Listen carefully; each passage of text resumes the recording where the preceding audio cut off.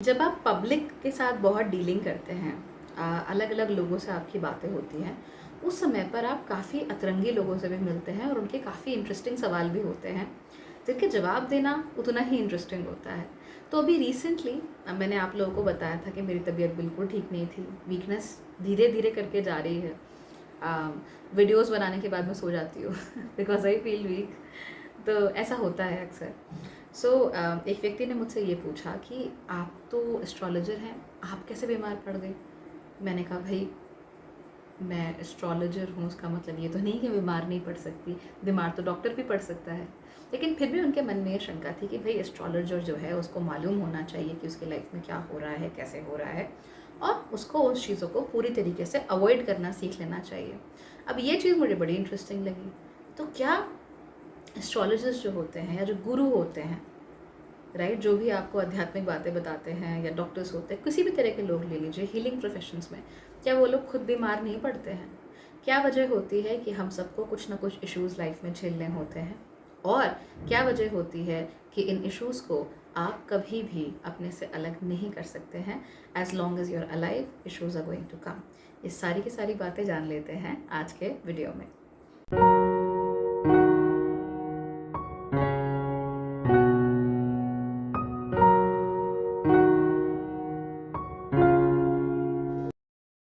नमस्ते। Bhagyashree holistic astrology में आप लोगों का एक बार फिर से स्वागत है। यहाँ पर हम बात करते हैं पॉजिटिव एस्ट्रोलॉजी की, इंस्पायरिंग एस्ट्रोलॉजी की, और साथ ही साथ होलिस्टिक एस्ट्रोलॉजी की भी। यानी कि एक ऐसा ज्योतिष जो कि आपके पॉजिटिव पॉइंट्स को मैक्सिमाइज कर सकता है और आपके नेगेटिव पॉइंट्स को मिनिमाइज करने में आपकी मदद कर सकता है। आज के वीडियो में हम बात करने वाले हैं कि क्या एस्ट्रोलॉजर्स वाकई बीमार पड़ सकते हैं। ऑफ कोर्स बीमार पड़ सकते हैं। संसार का नियम यही कहता है कि जिस किसी भी व्यक्ति ने ये भौतिक देह ली है, वो व्यक्ति इस भौतिक देह के जो भी बंधन है उनसे बंधा हुआ है। जब देह भौतिक है तो सामान्य सी बात है कि इस देह को भौतिक समस्याएं भी झेलनी ही पड़ेंगी, जैसे कि हारी बीमारी, जुकाम हो जाना, राइट, जैसे कि वीकनेस हो जाना, थकान हो जाना, कभी नींद ना आना, कभी बहुत ज़्यादा नींद आना, कभी भूख ना लगना, कभी बहुत ज़्यादा भूख लगना। तो ये सारी की सारी भौतिक तरह की समस्याएं होती हैं जो हर किसी को झेलनी ही पड़ती हैं। इसके साथ साथ ही कुछ आध्यात्मिक समस्याएं भी होती हैं और कुछ दैवीय समस्याएं भी होती हैं जिनका निराकरण हम और आप नहीं कर सकते हैं। उनका निराकरण दैवीय रूप से ही किया जा सकता है। तो जब इस व्यक्ति ने मुझसे पूछा कि भाई आप तो एस्ट्रोलॉजर हैं, आप कैसे बीमार पड़ गई, आपको पता होना चाहिए था कि आप बीमार पड़ने वाली हैं या कुछ इशू होने वाला है, तो आपको उसके लिए रेडी हो जाना चाहिए था। वेल, टू बी ऑनेस्ट, सच ये है कि हाँ, आपको अंदाज़ा होता है कि यहाँ पर आपका स्वास्थ्य खराब हो सकता है, यहाँ पर आपको प्रॉब्लम हो सकती है, लेकिन उसका पूरी तरह से निराकरण करना या उस सिचुएशन को ही अवॉइड कर देना मेरे लिए या किसी भी और व्यक्ति के लिए पॉसिबल नहीं है। हमारी जो देह होती है या हमारा जो ये जन्म होता है, जो शरीर होता है, ये भी उन नवग्रहों के साथ जुड़ा हुआ है। और वो जो नवग्रह होते हैं, वो जो आपके जीवन में समस्याएं लेकर आते हैं या चैलेंजेस या हर्डल्स लेकर आते हैं, वो आपके कर्मों के साथ जुड़े हुए होते हैं। तो जो कर्मों के फल हैं वो तो आपको भोगने ही पड़ेंगे, चाहे इस जन्म के हो चाहे किसी और जन्म के। जो हर्डल्स हैं वो तो आपको फेस करने ही पड़ेंगे। यकीन मानिए, अगर आप ये सोचते हैं कि छोटी छोटी मुसीबतों को अवॉइड किया जा सकता है जिससे ताकि कल को कोई बड़ी मुसीबत ना आ जाए, तो आप गलत सोचते हैं।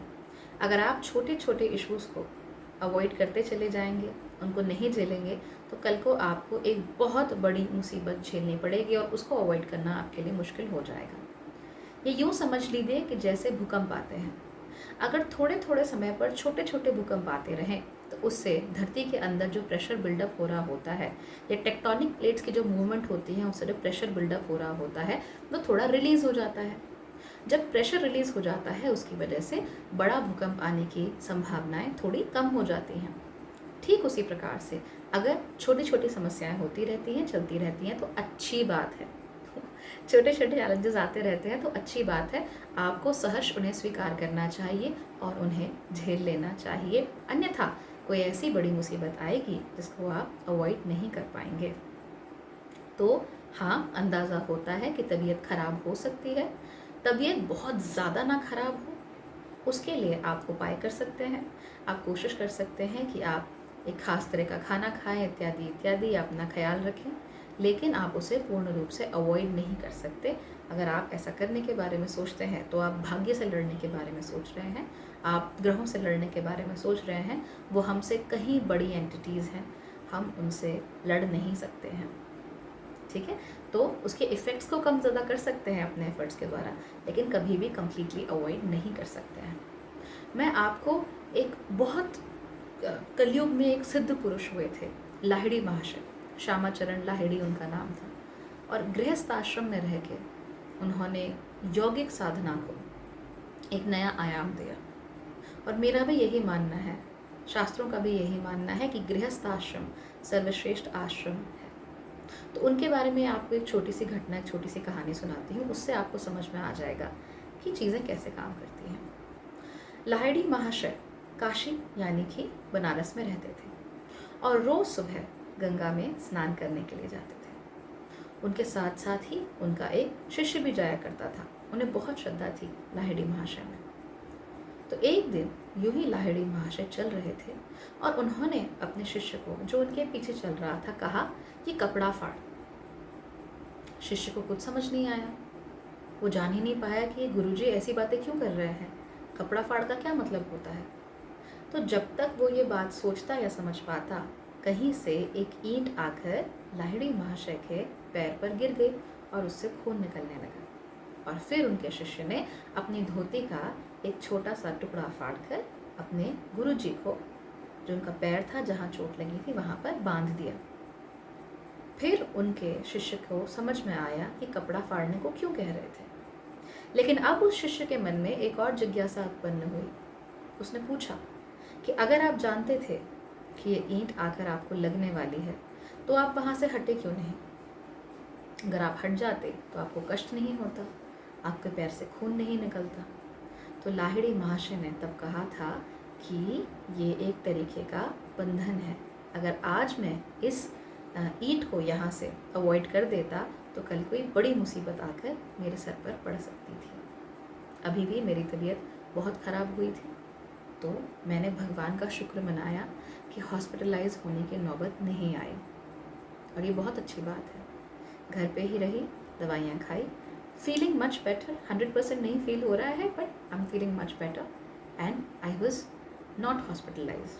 और उसके साथ साथ ही मैंने जो प्रॉमिस किया था कि जून के महीने में 30 वीडियोस पोस्ट करूँगी, वो भी मैं संभाव, चाहे वीकनेस कितनी भी रही हो, मुझे इतनी शक्ति थी, ये कह लीजिए कि भगवान से इतनी शक्ति मिली कि मैं कम से कम एक वीडियो बनाकर उसे अपलोड कर सकूं। कई बार लेट भी हो गया, बट वीडियो ज़रूर अपलोड हुआ हर दिन, तो मुझे इस बात की बहुत खुशी है। So I was able to do that publicly. मैंने आप लोगों को एक प्रॉमिस किया था कि 30 दिन में 30 वीडियोस लाऊंगी, मैंने वो प्रॉमिस ब्रेक नहीं किया। तो भगवान की तरफ से ये मदद रही, जो उपाय किए गए थे वो काम किए। तो आप अवॉइड नहीं कर सकते किसी चीज़ को, आप 100% किसी चीज़ से भाग नहीं सकते। जो प्रारब्ध है वो होकर रहेगा।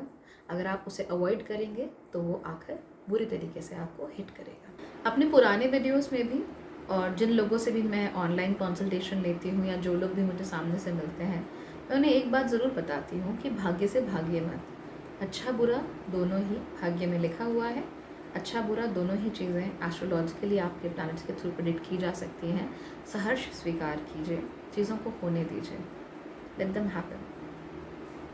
अच्छा, ये बात हमेशा याद रखिए कि कोई भी चैलेंज अगर आता है, कोई भी हर्डल अगर आता है, तो वो आपकी पर्सनालिटी को ग्रो करने में काफ़ी मदद करता है। अगर आपसे कोई रास्ता भटक गया हो तो वापस रास्ते में लाने में भी आपकी मदद करता है। दुखदाई तो होती हैं चीज़ें, लेकिन they tell you the right course that you should take. When I was sick, तो शरीर साथ नहीं दे रहा था, पूरी तरीके से ड्रेन था first day, and my mind was also completely empty.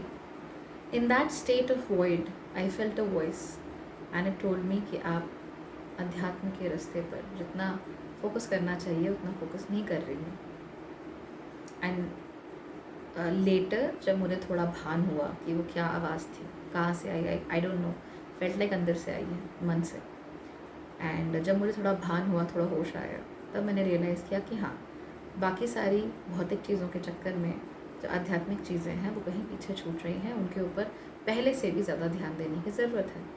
And I decided on that day that as soon as I start feeling better, I would start focusing on my spiritual journey a lot more than I did till date.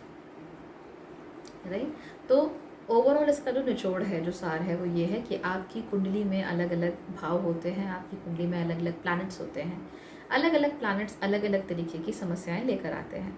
मुझे इस बात का अच्छे से भान है कि मेरे सैटर्न की पोजीशंस के द्वारा मेरी जो शारीरिक हेल्थ है उसमें समस्या आती है. और ये मेरी पहली 7.5 में भी हुआ था, दूसरी 7.5 में भी हो रहा है. So I understand how this thing works. तो इस बात का मुझे पहले से ही भान है. अपनी तरफ से कोशिश करती हूँ to do the best and कहीं कोई कमी ना रह जाए. लेकिन प्रारब्ध में अगर कुछ लिखा होता है तो कुछ ना कुछ तो छूट ही जाता है, तो उसकी वजह से समस्या हो जाती है. लेकिन भगवान की कृपा रहती है कि बड़ी समस्या नहीं होती, छोटी बात में ही चीज़ टल जाती है. और दूसरी बात ये कि जब भी चैलेंजेस आएंगे, हर्डल्स आएंगे, तब उन चैलेंजेस से आपको कुछ सीखने को, जानने को मिलता है. बीमार अवस्था में रहते हैं, जब टीवी नहीं देखा जाता, जब मोबाइल नहीं चलाया जाता, उस समय पर जो एक शांत मन होता है, शांत चित्त होता है, वो भी काफ़ी कुछ सोचता विचारता है, उससे भी बहुत कुछ सीखने को मिलता है. तो ज़्यादा परेशान मत होइए. हर किसी को कुछ ना कुछ झेलना ही पड़ता है. जो भौतिक देह लेकर आया है, भौतिक समस्याएं होंगी ही. ठीक है. जो महात्मा बुद्ध थे उनको भी अंत समय पर समस्या हुई थी. लाहिड़ी माशे को भी अंत समय पर समस्या हुई थी. आपको और हमको भी अंत समय पर समस्या ज़रूर होगी. या जीवन भर जो हमारा चलता आ रहा है उससे समस्या तो होगी ही. हमें उससे लड़ना है, आगे बढ़ना है. जो सीख सकते हैं वो सीखना है, और तब we have to go forward. मैंने आपको बताया था ना कि सैटर्न बार बार कह रहे थे कि कुछ कोर्स करेक्शन करना है, आखिरी मौका दे रहा हूँ. तो मुझे तो रियलाइज़ हो गया बीमार होके कि मुझे कहाँ जाना था. I have to take a more spiritual path then I have taken till date. तो मुझे तो ये बात बता दी गई. आपको सैटर्न ने चैलेंज के थ्रू क्या बताया, ये कमेंट में बताना बिल्कुल मत भूलिए. Thank you so much for watching.